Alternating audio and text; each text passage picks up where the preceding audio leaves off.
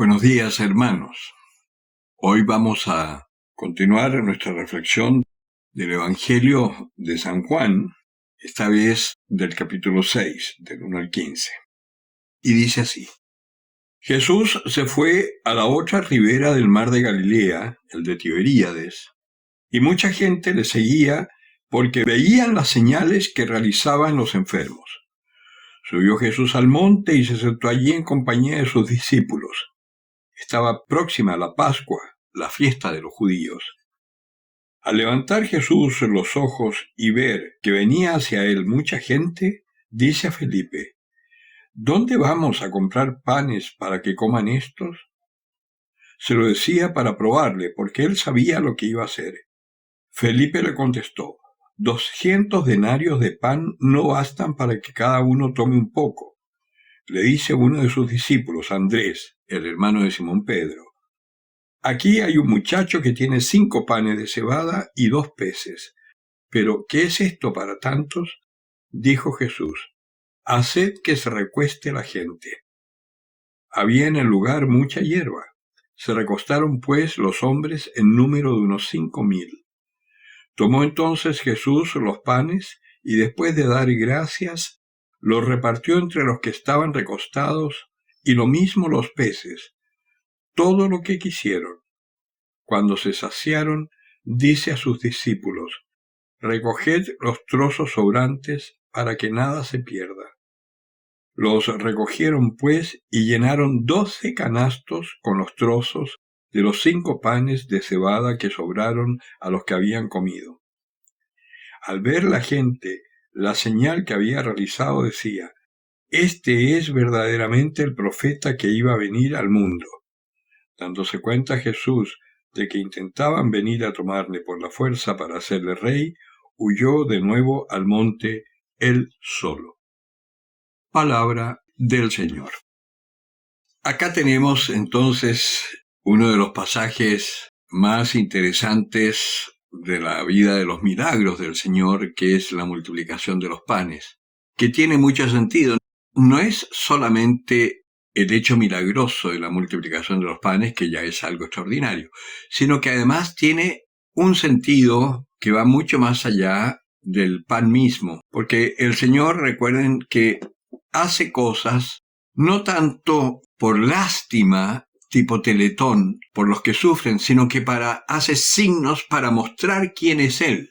Yo ya les he dicho en otro momento que cada vez que hace uno de estos gestos, después Él dice una cosa que es para pensar. Yo soy la luz del mundo, después de curar a un ciego. Yo soy el camino, la verdad y la vida, y ha curado a un paralítico. Yo soy la resurrección, y ha curado al hijo de la viuda. Ahora ha multiplicado estos panes, y la gente, para variar, toma la cosa así un poco como el milagro y lo quieren hacer rey, porque claro, imagínense un rey que es capaz de multiplicar los alimentos, es que ni siquiera necesitan comprarlo. Basta con que le pidan al rey que multiplique los panes y los peces y lo que sea, las coliflores, las cebollas, los ajos, lo que sea. Y Jesucristo se tiene que ir al monte solo a orar, porque también Él va aprendiendo en el caminar cuál es la voluntad del Padre, y ante una situación así, Él va donde su Padre a preguntarle: ¿y ahora qué tengo que hacer? Así como Moisés hablaba con el Señor cuando el pueblo no entendía nada, o se rebelaba, o alegaban por el maná, y Moisés partía al monte a orar con el Señor, de la misma forma Jesús va a orar con su Padre. Ahora, los 5 panes están hablando de la Torá, de los 5 libros más importantes de fe de los judíos, que era la ley, que para nosotros es el Pentateuco. En nuestra Biblia nosotros tenemos la Biblia judía completa. Tenemos la Torá, que es el Pentateuco, los 5 primeros libros, y los profetas. Los 2 peces hablan de esta realidad del Antiguo y del Nuevo Testamento, que son las 2 fuentes de alimento que iban a tener a partir de entonces los que quisieran seguir al Señor. porque el Señor no viene a anular la ley, sino que viene a darle el cumplimiento perfecto y viene a sacar todo aquello que, como seres humanos, se han inventado los fariseos. Como nos pasa a nosotros. Después del Concilio Vaticano II, se ha iniciado una reforma que ha costado muchísimo llevarla adelante, porque no faltan los tradicionalistas que piensan que si se cambia algo, ya se está cambiando nuestra fe. Pero lo que se cambia son las cosas humanas que se han ido metiendo según las circunstancias, porque no es malo. Ojo, lo que ha habido en la iglesia a través de los siglos, los cambios que ha habido y todo eso, no son malos, son adecuaciones temporales. Vale decir, cosas que se hacen porque son necesarias en un momento determinado. Pero la doctrina propiamente tal no se ha cambiado. Solo que, por estos cambios temporales, se les da una interpretación que llega un momento en que ya no sirve. Entonces hay que recurrir nuevamente a la acción del Espíritu Santo para que nos ilumine y podamos entender la Escritura adecuadamente para los tiempos de hoy y para el hombre de hoy. La misma Escritura, pero comprendida de un modo diferente.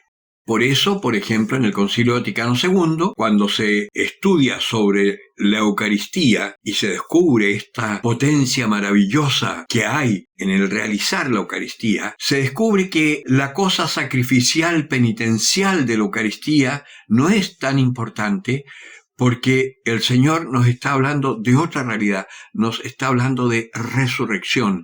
Y a raíz de eso es que cobra nuevamente fuerza y sentido la Pascua. Acá estamos hablando que estaba cerca la Pascua. Y el Señor está haciendo los signos para mostrar que Él es el Mesías que esperan. No lo reconocieron, pero nosotros sí, los que reconocieron a Jesucristo, saben que es el Mesías que los judíos esperaban, que el mundo esperaba. Entonces nosotros ya no celebramos esperando al Mesías, nosotros celebramos la pasión, muerte y resurrección del Mesías, que con su resurrección nos devuelve la vida, nos lleva a la vida eterna. Este pasaje nos está hablando de la importancia de entender desde la fe las Escrituras, para que así podamos entender cuál es también nuestra misión como cristianos, como hijos adoptivos de Dios, porque nosotros estamos llamados a ser otros Cristos para esta generación. Y por último, aquí hay otro personaje importantísimo, que es Andrés, el hermano de Pedro. Andrés siempre está atento a lo que se necesita. Él es el que va a buscar a su hermano porque han encontrado al Mesías. Ahora dice, acá hay un muchacho que tiene 5 panes y 2 peces. Ese es nuestro rol. Estar atento a las necesidades de los hermanos para acudir a Jesús. Por eso es tan importante que seamos orantes, porque muchas veces nosotros no podemos hacer mucho, pero Jesús sí lo puede hacer. Entonces, ante las necesidades de los hermanos, nosotros tenemos que estar atentos, ser contemplativos de la vida, pero no contemplativos así de estar haciendo como los orientales, sino que estar atentos para ver las necesidades de los hermanos que nos rodean. Si no las podemos solucionar nosotros, que muchas veces podemos, oramos por ellos para que el Señor intervenga. Pero hay algo que siempre vamos a poder hacer, que es hablarle al que sufre de Jesucristo y entrarlo en la esperanza, que eso es mucho más importante que dar un pedazo de pan. A veces en la iglesia nos olvidamos de eso y en la opción preferencial por los pobres siempre pensamos en la comida. Y muchos vienen a la iglesia precisamente como pasaba con estos que seguían a Jesús, porque les daba el pan, porque la iglesia les da la platita, pero es mucho más importante que el hombre conozca a Jesucristo. Ese es nuestro rol primero y principal. Este es el verdadero pan bajado del cielo. El que coma de este pan y beba de este vino no tendrá hambre ni tendrá sed. Bueno, el que tenga oídos para oír, que oiga.